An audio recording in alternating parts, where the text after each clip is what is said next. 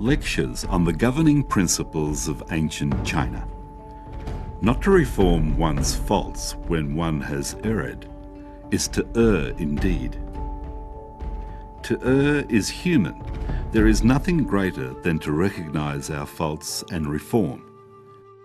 This has been a widely accepted saying. In the Analects of the governing principles of ancient China, Confucius said, "Not to reform one's faults when one has erred is to err indeed." It is hard for one to not make mistakes, whether intentional or unintentional in one's life. Professor Yuli Liu from the Department of Philosophy at the Party School of Central Committee of CPC will explain to us that irrespective of the intentional or unintentional nature of mistakes, one should make the effort to reform one's faults once they are realised. Furthermore, if one has realised one's mistakes but refuses to acknowledge them and reform, one would be increasing the weight of the faults. Such acts might lead to harm, both mentally and physically, and even disasters causing death. Here is lectures on the governing principles of ancient China. Not to reform one's faults when one has erred is to err indeed. Professor Yuli Liu graduated with a bachelor's and master's degree in philosophy from Renmin University of China. She is currently a professor at the Department of Philosophy at the Party School of Central Committee of CPC and a mentor for doctoral students majoring in ethics. She is also a visiting professor at Tsinghua College, Sun Yat-sen University. Professor Yuli Liu has published many academic papers, received a PhD from the University of Hull, UK, and is a postdoctoral scholar at the National University of Singapore. She has been invited to give lectures and participate in workshop seminars in the UK, Italy, the USA, Canada, Australia, Japan, Singapore and Indonesia. In 2015, 2016 and 2017, she was invited to UNESCO headquarters in Paris to give talks based on the governing principles of ancient China. The central theme of her talks was the importance of the sage's education. In other words, learning from the wisdom of the past and also how to promote moral education. She has contributed greatly towards the dissemination of Oriental culture in the Western world. This video was edited by the Governing Principles of Ancient China translation team of the Pure Land Learning College Association and is based on the lectures by Professor Yuli Liu. Dear friends, greetings to you all. Let us continue our study of the governing principles of ancient China. Today's topic is, not to reform one's faults when one has erred is to err indeed. In Erred, in the governing principles of ancient China, we find the following text. The greatest taboo in one's life is to know clearly one's kinds of faults, but to not reform, which brings one physical and mental harm and even death. Such is the gravest taboo in one's life. Knowing one's faults but failing to correct them will definitely bring about misfortune. For example, suppose some people are very greedy and always seek wealth, social status, fame and sex. If they are unable to control their greed, then they are headed for misfortune. So, correcting one's faults is very important. However, some people say that correcting their faults is a painful process. So, why are people unable to correct their faults? Let's look at 4 reasons. First, they fail to recognise the seriousness of their faults. It is said in the Book of Changes, Zhou Yi, in the governing principles of ancient China, that petty persons think their minor good deeds insufficient to bring about benefit and are not willing to practice. They also think their minor faults are insufficient to bring about much harm and so do not bother to reform. Eventually, the accumulation of faults will become too numerous to be hidden, and their guilt will become too severe to be pardoned. Therefore, an ancient Chinese proverb summarised this for us. Don't ignore minor good deeds for their seeming insignificance. Don't commit minor bad faults for their seemingly inconsequential nature. The second reason for not reforming is the lack of a firm ambition to reform. To have ambition is very important. Su Dongpo, a famous politician and literati during the Song dynasty, studied those who had lived before him. He concluded that people in the past had great accomplishments, not because they were very talented, but because they had unyielding ambition. Wang Yangming, a great philosopher during the Ming dynasty, said, "Without ambition, there is no expectation of accomplishment." Therefore, we must understand that in order to achieve something, we must first have ambition to serve as a goal. A clear goal can help us resist temptation. Like climbing a mountain, we should first set our goal to reach the top of the mountain so that we are not distracted by the scenery during the climb to reach the summit. After we understand the importance of having ambition, what kind should we have? Tang Zhen, a thinker during the Qing dynasty, said, "In terms of having ambition, we must not be afraid to have ambition equal to that of ancient Emperor Yao or Confucius." Emperor Yao and Confucius were both great sages. We should accept them as our role models and have ambition to become sages like them. Once we have such ambition, we will have the power to reform. Therefore, having ambition is the key to reform. People could say, "I am very comfortable with my current life." Is it really necessary to learn from sages and attain sagehood? To answer this question, we should first understand the difference between the sages and ordinary persons. Every person, no matter a sage or an ordinary person, has an intrinsic, pure, true nature. Sages and saints are the people who have found their true nature. Ordinary people, like most of us, are those who have not yet found their true nature. So, what should we do? The Great Learning has shown us the way in the opening chapter. We must manifest bright virtue. We need to let go of all things that are irrelevant to our bright virtue and correct all our mistakes that interfere with it. Let us abandon the pursuit of fame and gain, worldly desires, greed, anger, ignorance and arrogance, etc. If we cannot practice this, it will be hard for us to return to our true nature. In other words, we will not be able to manifest our bright virtue. We will lose the precious opportunity as humans in this life to return to our true nature. If we can understand this, we will treasure this opportunity and courageously correct our mistakes. In Liao Fan's 4 lessons, Mr. Yuan wrote, "We need to find our faults daily and to correct them immediately. If we are unable to detect our faults, we will think that everything we do is right. When we are unable to correct our faults, improvement will be impossible."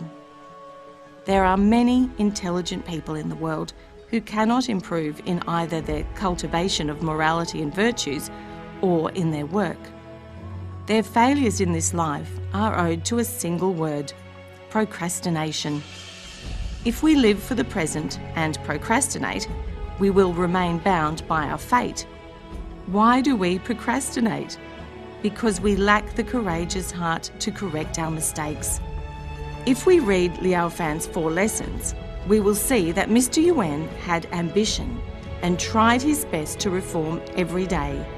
So he changed his destiny successfully. Those who do not have ambition will lack the strong will and courage to reform, so they will never improve. The third reason for not correcting our faults is the lack of suitable role models to emulate. In today's society, we encounter many unfavourable conditions. The people we meet, the environment we are in, and the relationships we have at work and elsewhere are not ideal for the cultivation of virtue. We don't have good role models. Most people seek fame, gain, benefits and wealth. They are accustomed to such conditions and lose their ability to distinguish between right and wrong. Therefore, they are unable to recognise their mistakes, let alone correct them. We all know that a good environment is essential to our growth and development. In Zhenzi, in the governing principles of ancient China, it is said, soft, long grass will naturally grow straight if they are within a cluster of hemp. We know hemp is a plant that grows straight up. When soft grass is planted between hemp, the soft grass will not bend. Human beings are the same. When in a good environment with good people, we will also become good people. However, we are now living in a time when there are no sages or saints around us. How can we cultivate our virtue?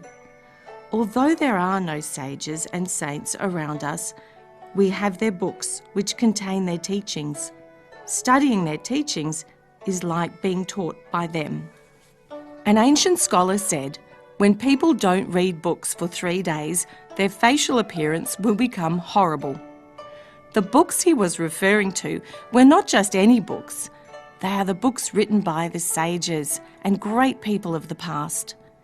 In those books, one can find teachings on how to correct faults, practice good deeds, cultivate virtue, and become a sage.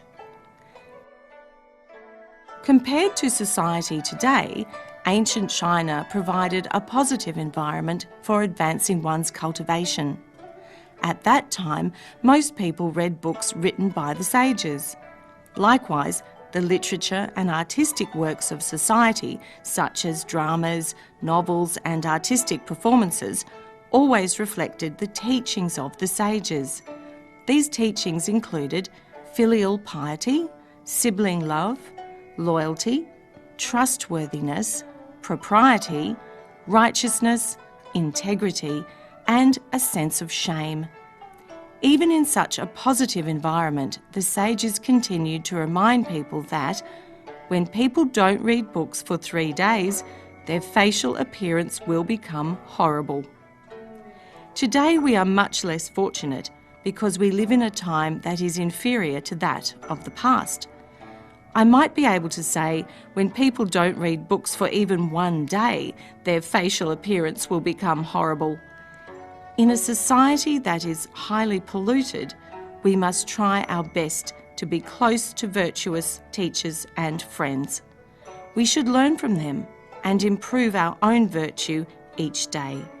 This is very important. Some people might not understand the significance of this. I'd like to quote another ancient scholar who gave an excellent analogy. He said, "Being close to a good friend and a good teacher is like walking in a mist. Your clothing may not become wet, but you can definitely feel the moisture." While we may not always have a formal class with a good teacher, when we are with them, we are most likely to be influenced by their speech and behaviour. During this time, we will naturally eliminate our mistakes and become virtuous people. Therefore, in order to reform our faults and improve our cultivation, we should treasure good teachers and friends as role models and also treasure a good environment. The fourth reason for not being able to reform is lack of filial love for our parents and respect for our teachers. Filial piety and respect are crucial for humans and regarded as the root and foundation of Chinese culture. We must be filial to our parents and grandparents. We must also be respectful to our elders, including our teachers and good friends. How should we pay our respect and show our love to them? We need to know what their wishes are for us. Correcting our mistakes and improving our virtues are a common wish of parents and teachers. If we sincerely love and respect them, this is what we need to do. If we lack enough filial love for our parents and respect for our teachers, we will lack the motivation to correct our faults. This is because we don't care what our loved ones think. We have seen a lot of people who were addicted to alcohol, drugs and sex, but were able to correct their faults and reform. This was because their filial piety was recovered through the teachings of traditional Chinese culture. In order to free their parents from worry, they overcame difficult problems that were once regarded as irreparable. I spoke with the staff at a drug rehab centre and was told that, according to statistics, only 2 to 3% of patients were cured through the use of medication. However, after being taught traditional Chinese culture, many of them became remorseful. They realised that being a person who causes his parents worry and concern is truly the most unfilial thing that a person can do. So they decided to show their love and gratitude to their parents through their behaviour. With such determination, they were more successful than the patients only using medications. The same principle applies to other forms of substance abuse and bad habits. Therefore, one's lack of filial love and respect is the fundamental reason one cannot reform. Professor Liu explained to us the text from Erred in the Governing Principles of Ancient China. The greatest taboo in one's life is to know clearly one's kinds of faults, but not to reform, which brings one physical and mental harm and even death. Such is the gravest taboo in one's life. She also identified 4 reasons why it is so hard to correct one's faults. They are not realising the seriousness of one's mistakes, not having strong ambition, not having good friends and teachers as role models, and not being truly filial. Professor Liu is of the opinion that, although to err is human, we must try to correct our mistakes as soon as we are aware of them. If we do not correct them, but instead continue making them, then one day our faults will be out of our control and will cause us severe misfortune. How should we correct our mistakes? Let us continue with lectures on the governing principles of ancient China. Not to reform one's faults when one has erred is to err indeed. In regard to reforming our faults, we can truly gain inspiration from Liu Fan's 4 lessons, in which Yuan Liu Fan provided us with great ways and methods to reform. He said, there are 3 ways to reform our faults. First, we must be able to feel ashamed. The second way to reform is to know fear.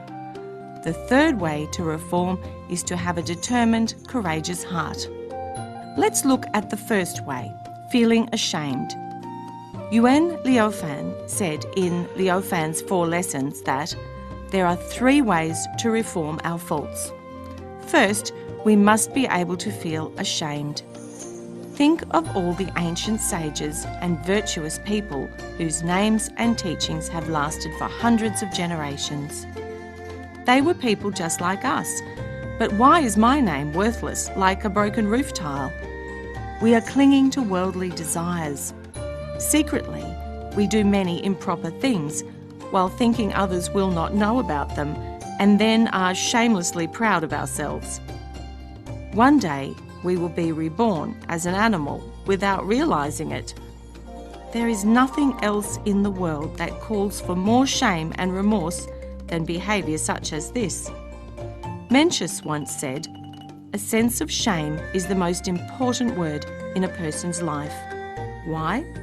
Because one who knows shame will put forth his or her best efforts into correcting faults, and will eventually attain sagehood or become a virtuous person.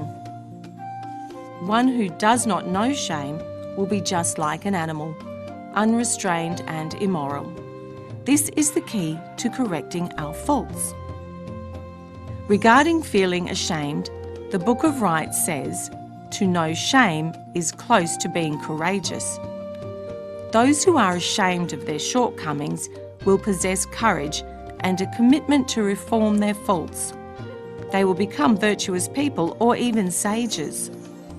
Alternatively, those who are not ashamed are unwittingly getting closer to animals. A shameful heart is the key to reforming. Therefore, Mencius said, "A sense of shame is the most important word in a person's life." Where should we start to reform our faults?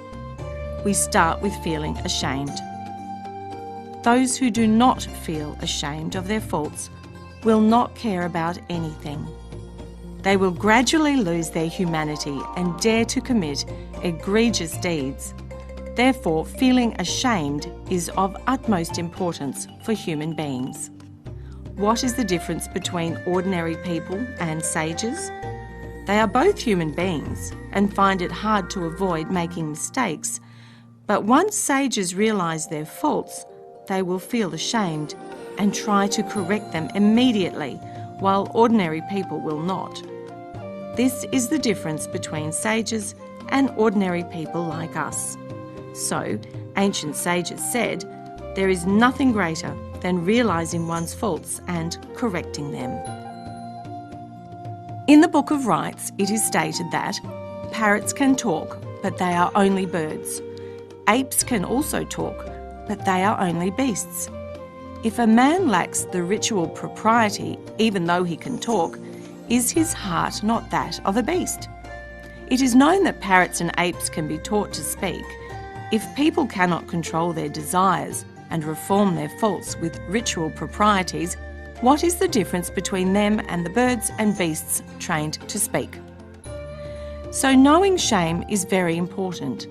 When hearing people talk about our faults, if we can feel shame and then correct our faults, both our virtue and character will improve. Professor Liu quoted from Leoffan's 4 lessons and shared with us that we must know shame first to be able to correct our faults. In the governing principles of ancient China, Mencius said, "Those who do not feel ashamed about their faults are not human." A sense of shame is one of the major differences between human beings and animals. If people can feel ashamed of their faults, then when they do something wrong, they will still maintain the conscience to reform. This will minimize further mistakes. But those who lack a sense of shame and continue to repeat mistakes will be considered shameless. This is a major disgrace. Professor Liu tells us that if people become shameless, then they are no different from animals, or even worse. When such shameless people lose their humanity, it will be very difficult for them to correct their faults. Therefore, to reform faults, we must be able to know shame. Let us continue with lectures of the governing principles of ancient China. Not to reform one's faults when one has erred is to err indeed. Now let's look at the second way to correct our faults. In Leoffan's 4 lessons, Mr. Yuan said, "The second way to reform is to know fear.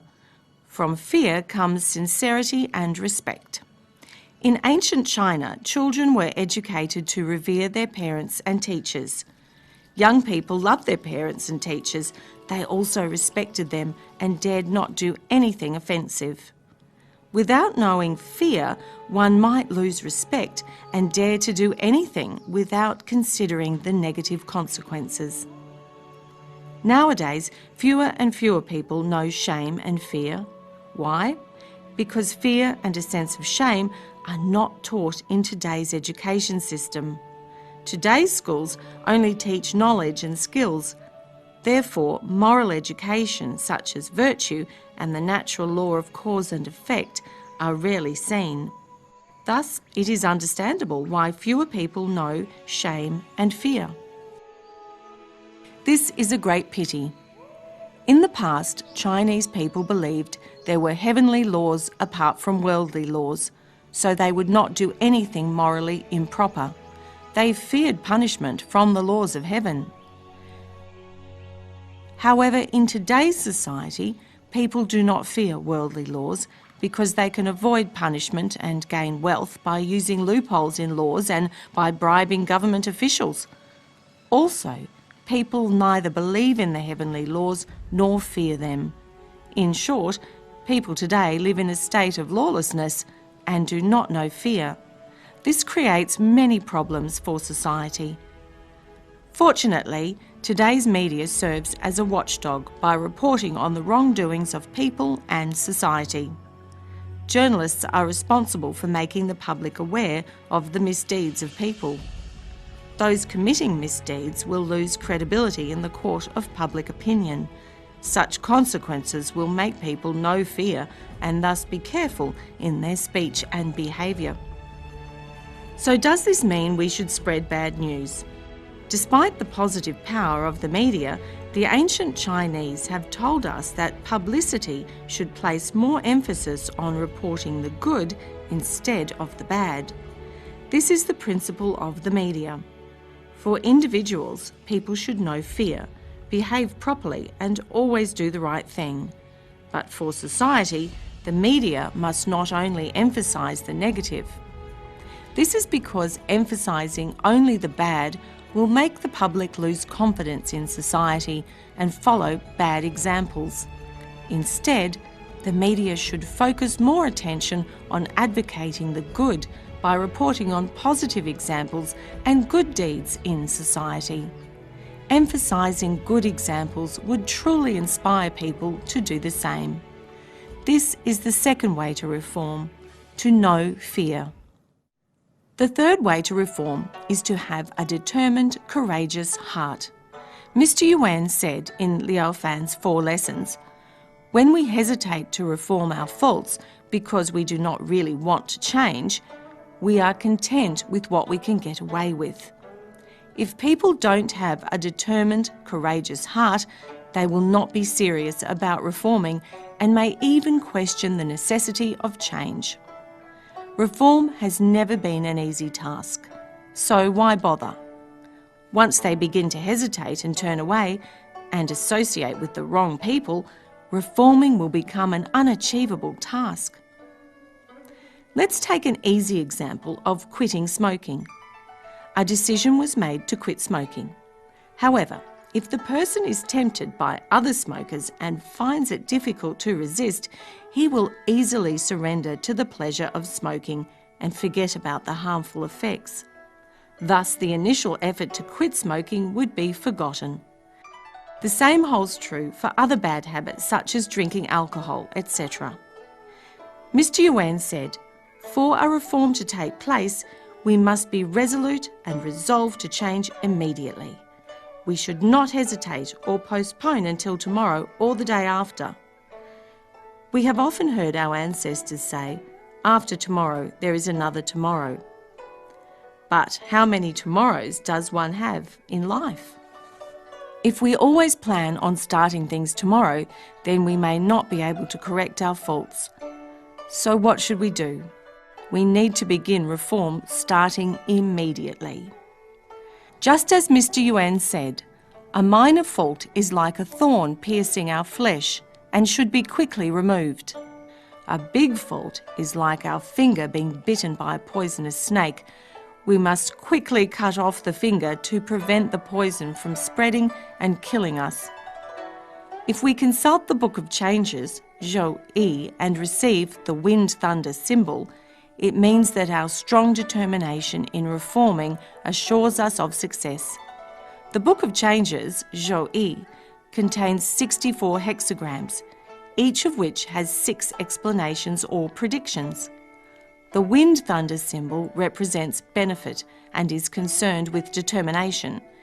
If we are resolved to correct our erroneous ways and to cultivate kindness, this will enable us to gain true benefit. If we can immediately reform without hesitation, then we will have done what the wind thunder symbol said we would. At the end, Mr. Yuan summarised, "If we can follow the 3 ways of shame, fear and determination to reform, then we will surely be transformed." To sum up, we need to have a sense of shame, fear and courageous determination to reform. To have a shameful heart is to be awakened. To have a respectful and fearful heart is to be conscience-stricken. Only when we have both of these will we give rise to the courageous and determined heart that enables us to regret and reform. Realising this, why are we unable to correct our faults? Since we have yet to possess a shameful and fearful heart, we do not have the motivation that gives rise to a courageous and determined heart. If we do not know shame, then we will not be afraid of being laughed at by others, so there is little incentive for us to cultivate kindness. In the last section, Professor Liu walked us through some of the text in Liu Fan's 4 lessons and explained the 2 other ways we can use to correct our mistakes. Apart from knowing shame, we must know fear and have courageous determination. Knowing fear will make us sincere and respectful. From fear comes sincerity and respect. We should have a respectful and fearful heart. Professor Liu also told us that knowing fear is not being terrified, but being anxious and hesitant over the consequences of our actions. The fearful heart is the conscientious evaluation of our actions. Generally, all beings know fear.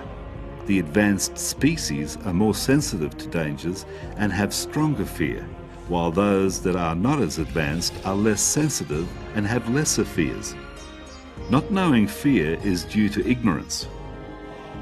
If we truly realize the bad effects from our faults, we will have a shameful and fearful heart. With courageous determination, we will be able to overcome our shortcomings and transform ourselves. Let us continue with lectures of the governing principles of ancient China. Not to reform one's faults when one has erred is to err indeed. After explaining the 3 ways to reform, Mr. Yuan mentioned 3 methods one can use to reform. He said there are also 3 methods of practice to help us reform. The first is changing through behaviour. The second is changing through reasoning. And the third is changing from the heart. What is changing through behaviour?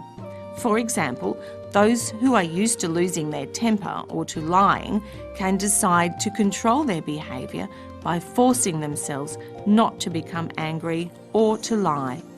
This is to reform through behaviour.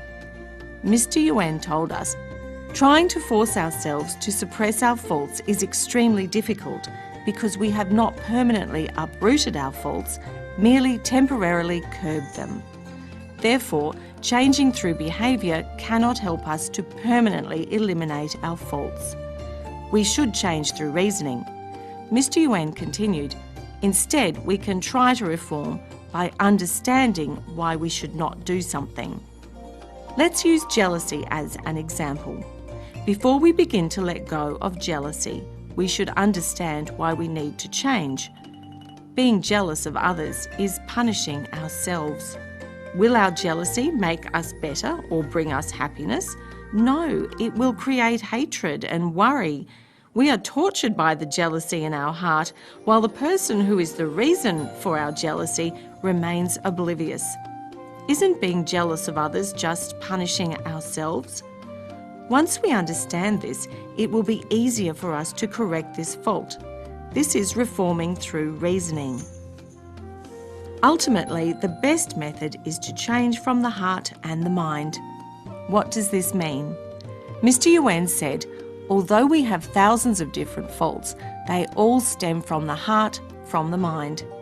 If my heart is still of thoughts, then actions will not arise and faults can be avoided. If we can fill our mind with compassion and kindness without any wrongful thoughts, then no faults will be committed. This requires us to be very conscious of any wrongful thoughts. If we can detect them early and immediately suppress them in our mind, then mistakes will be avoided. This is the best method to reform. This echoes a popular saying by ancient Chinese: "Do not fear the rising of a wrongful thought, fear detecting it too late."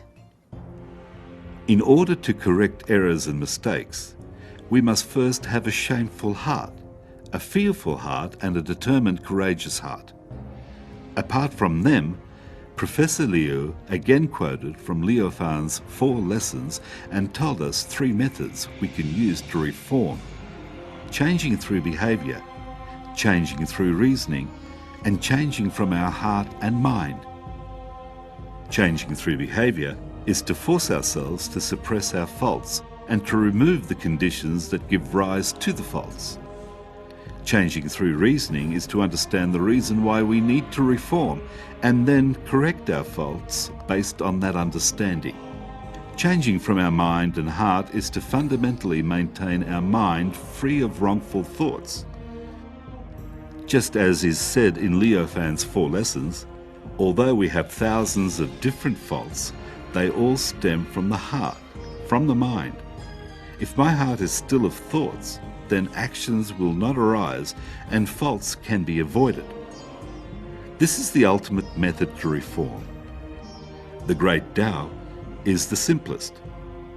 Looking at it from a different perspective, if one is virtuous and behaves in accordance with the true nature, would one find it difficult to reform? Today we have learned 3 ways to reform our faults and 3 methods to correct our faults. If we can practice them in daily life, not only will we be able to correct all our faults, we will find that attaining sagehood is no longer hard. That's all for today. Thank you very much.